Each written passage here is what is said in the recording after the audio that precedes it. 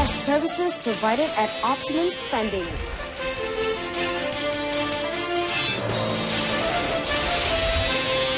%5 increase in GDP in agro-food sector.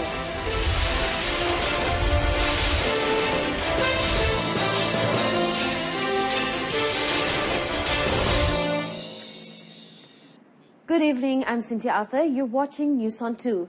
The implementation of the National Blue Ocean Strategy NBOS program has been remarkably successful in providing the best services to the people, particularly in rural areas, at optimum spending.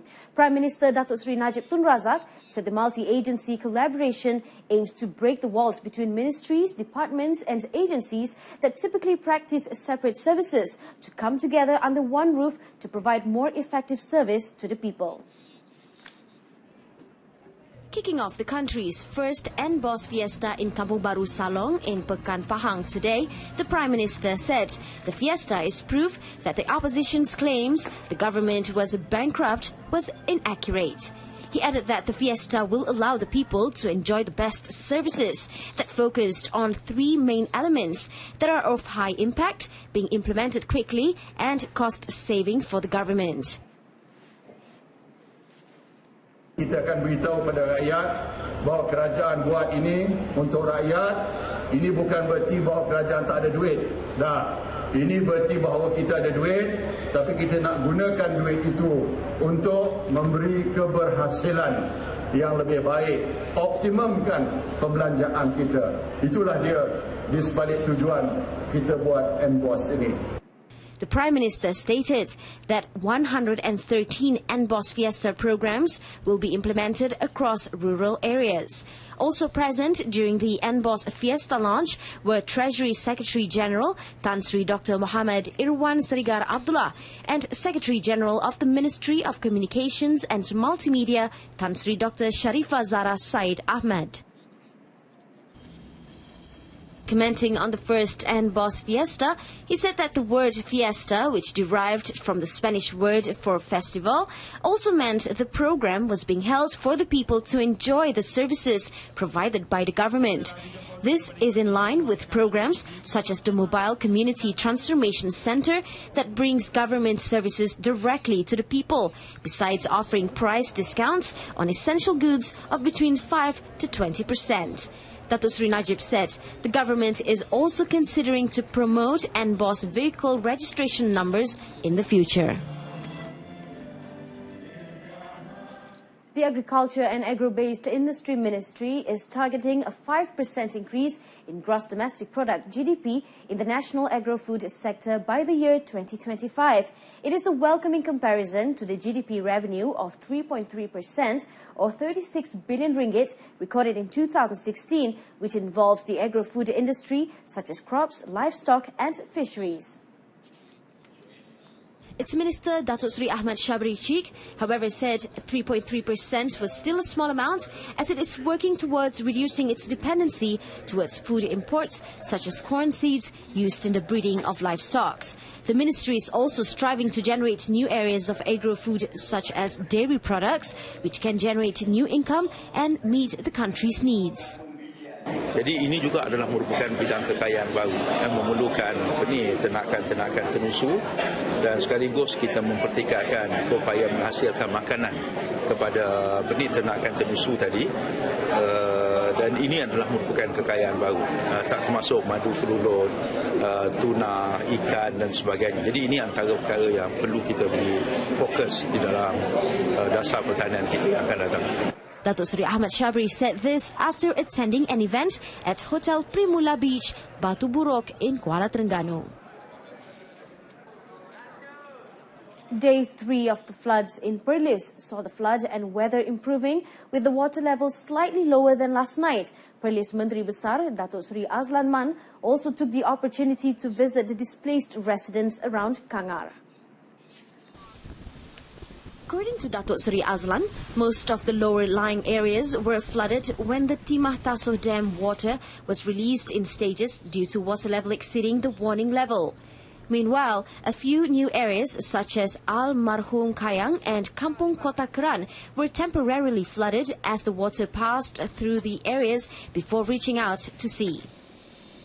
Kita dapati pada hari ini air daripada sungai ini dapat mengalir dengan laju masuk ke dalam laut, dan ini akan dapat membantu sebenarnya untuk mengurangkan lagi paras banjir yang sedang dialami oleh penduduk di sepanjang Sungai Perlis dan juga di kawasan-kawasan di sekitarnya. He was speaking to the media after handing out donations to flood victims in Sekolah Kebangsaan Bintong, Kangar. Earlier, Datuk Sri Azlan visited and chatted with the residents in several flood evacuation centres. 20 squatter homes in Wakaf Mek Zainab, Kota Baru, were destroyed in a fire early today. Kota Baru Fire and Rescue Station Chief Zaini Bidin, when contacted, said that the incident occurred at about 2:45 a.m. today, leaving 30 people homeless. Zaini added that 15 of the squatter houses had occupants, while 5 others were uninhabited.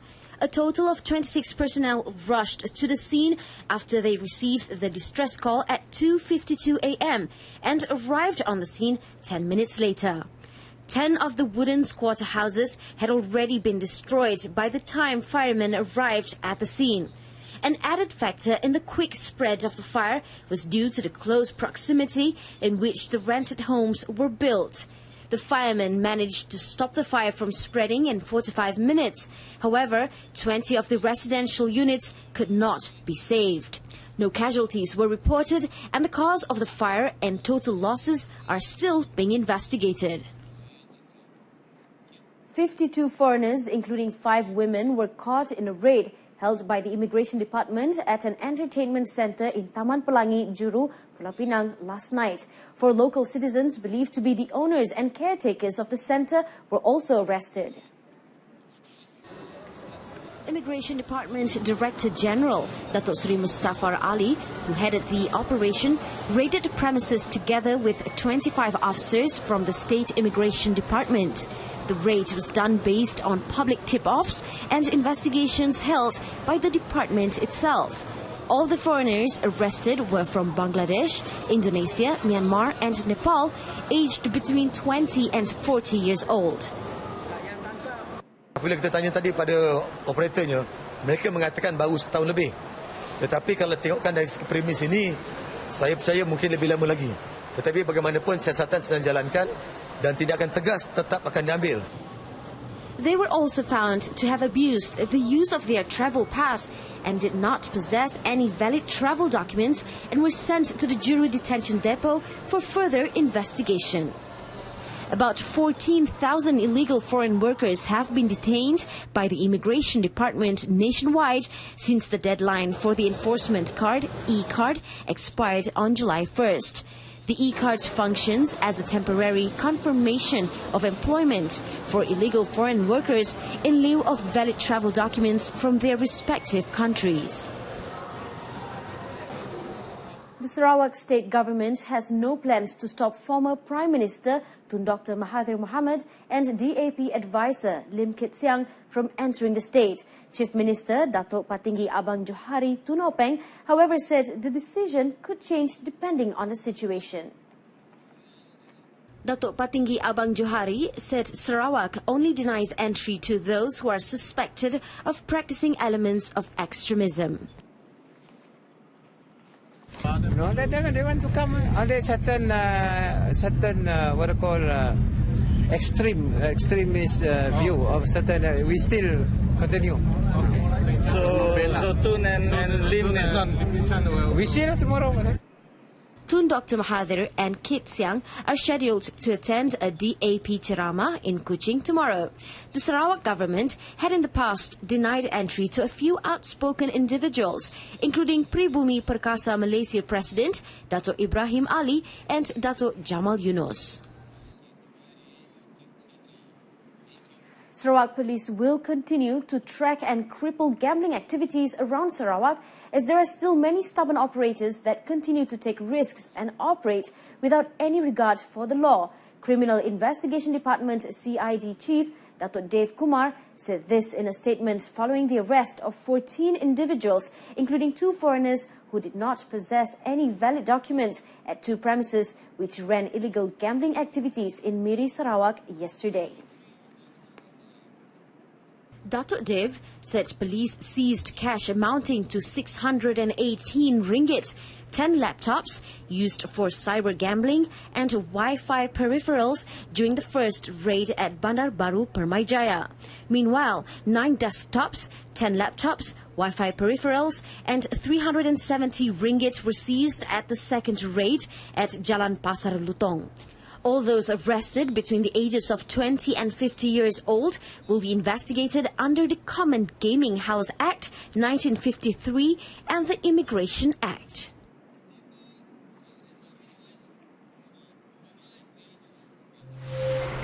Coming up next, 135,000 graduates benefit from One Malaysia training scheme.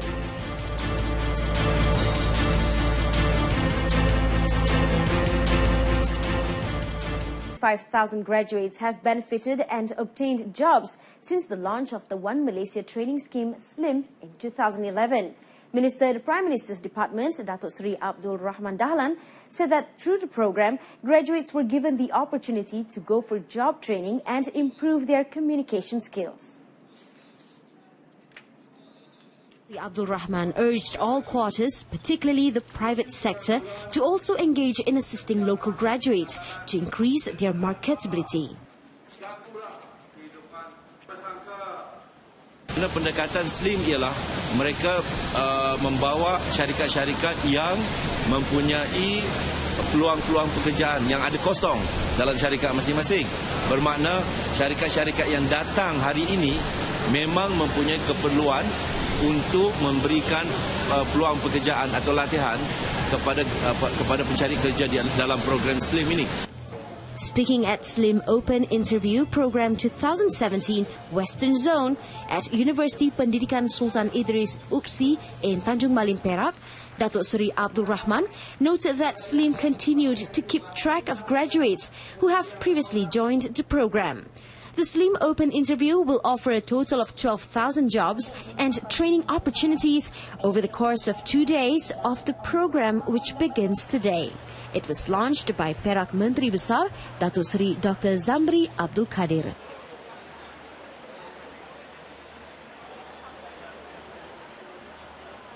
Prime Minister's wife, Datin Seri Rosma Mansor, has called on female undergraduates to take up programs related to science, technology, engineering and mathematics, STEM, and choose the fields later in their career so that they would be able to remain competitive. She said this was because the Science and Technology Human Capital Roadmap towards 2020 report revealed that the total number of students taking STEM programs at institutions of higher learning had dropped drastically compared to the government's target to raise the ratio from 2080 to 60-40. Datin Seri Rosma said that with the world's transition from industrialization to STEM, the country needs to be prepared to provide manpower in the field to meet the needs of the country over the next 25 years. She also said female undergraduates must equip themselves with a new set of skills in dealing with future challenges known as 4 Cs, namely critical thinking and problem solving, communications, collaboration and creativity. Meanwhile, the Prime Minister's wife also shared about the Permata programs, which included STEM subjects, having managed to produce excellent graduates in STEM, of which a number of them were now pursuing masters and doctorate at leading universities abroad. She said this in her speech at the Siswi Cinta Negara program at University Technology Mara UiTM Merbok in Sungai Petani, Kedah today. Some 103 residents from 22 Community Development and Security Committees JKKK in Semarang, Johor have enlisted as members of the Home Help Squad. The squad's objective is to monitor the well-being of the people and to provide aid and daily needs, especially to the hardcore poor in remote villages. Speaking at the launch of the state-level National Welfare Month in Air Hitam, Batu Pahat, Johor, Semarang Assemblyman Datuk Samsul Bari Jamali said the establishment of the Home Help Squad is not only the first in the state, but also in the country. He said the aim of recruiting members to the squad is to ensure that there are at least 3 or 4 members of the squad in JKKK registered villages in the state. The launch was officiated by Air Hitam Member of Parliament, Datuk Seri Dr. Wee Ka Siong, who is also Minister in the Prime Minister's Department.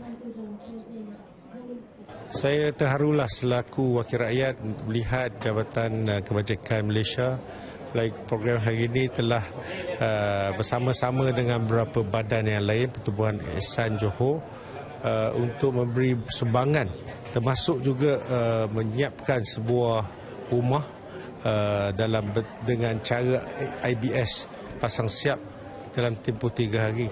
Dan ini akan memberi satu nafas baru kepada keluarga ini yang dianggap daif, dan bagi pesakit pula mereka boleh berehat di katil yang nampaknya setaraf dengan hospital lah.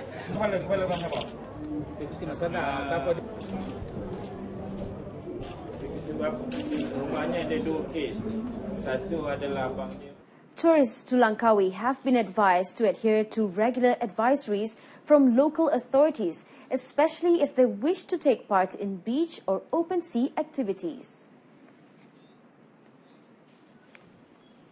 Kuah Assemblyman Nur Saidi Nanyang said the current weather makes the situation unpredictable and advised tourist agencies to plan other activities, adding that Langkawi offers many other activities and places that tourists can visit.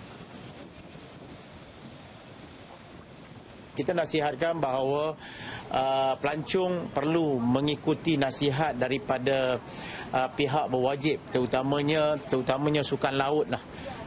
Kita tak nak bahawa mungkin kadang-kadang dengan keadaan cuaca yang tak menentu ini untuk sukan laut tu kurang sesuai. Namun demikian, di Langkawi ini banyak lagi kemudahan pelancongan lain yang kita boleh alihkan, yang boleh kita manfaatkan. After visiting Langkawi International Airport and Kuah Jetty Terminal, which was packed with tourists, both domestic and foreign today, Nur Saidi, however, said the unpredictable weather had so far not affected the influx of tourists to the island.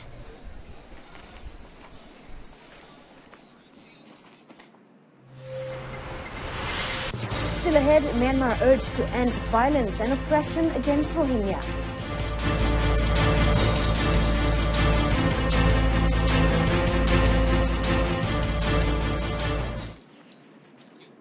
The desperate people in Rakhine will become easy prey to recruitment by extremists if the current situation is not addressed judiciously. Prolonged frustration, anger and deprivation provide fertile breeding ground for it.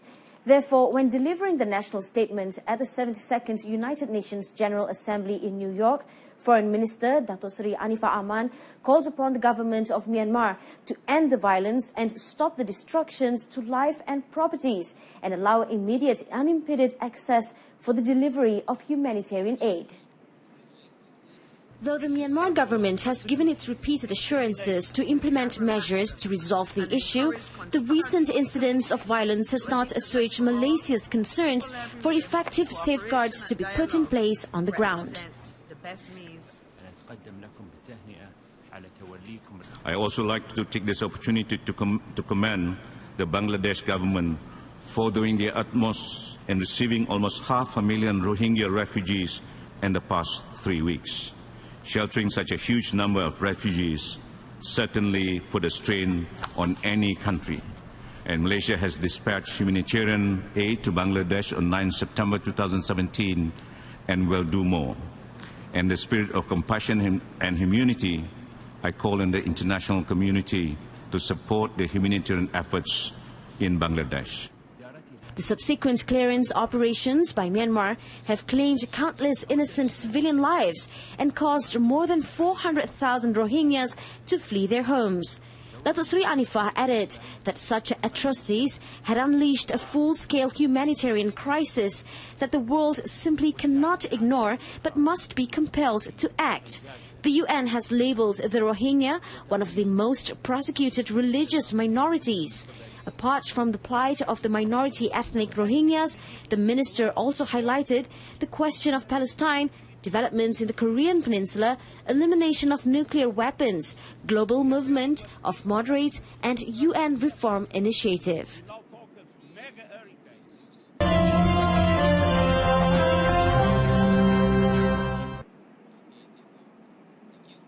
Two events were held on the final day of the 9th ASEAN Para Games before it draws to a close with the closing ceremony tonight.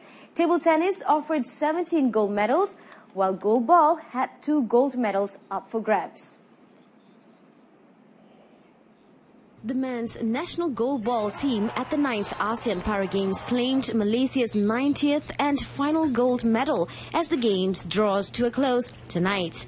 The win led by Husnaini Samsudin, Muhammad Amirul Ahmad, Muhammad Hasmawi Abdullah, Muhammad Haikal Azani Azman and Muhammad Nur Amin Azmi was also bittersweet as it ended Thailand's dominance in the event, beating them 9-5 after a 12-year wait. It was a crucial win for Malaysia as only 5 of the 6-man team were able to compete today. Meanwhile, Laos won the bronze after winning the 3rd place match. In the women's draw, Malaysia secured the bronze medal in the same competition. Gold was won by Thailand after beating Laos, who won the silver. In table tennis, the Malaysian squad only managed 2 silver and a bronze through the men's and women's singles competition.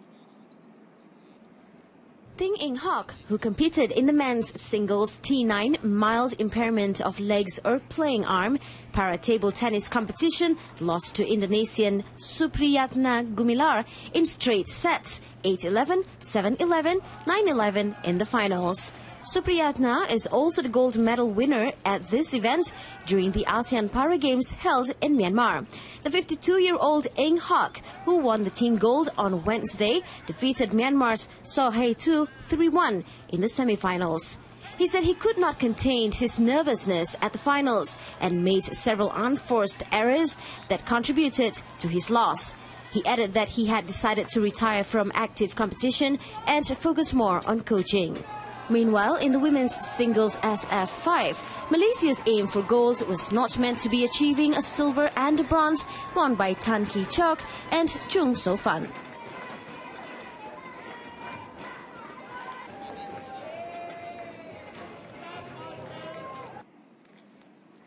That concludes this evening's News on 2. I'm Cynthia Arthur. Thank you for watching.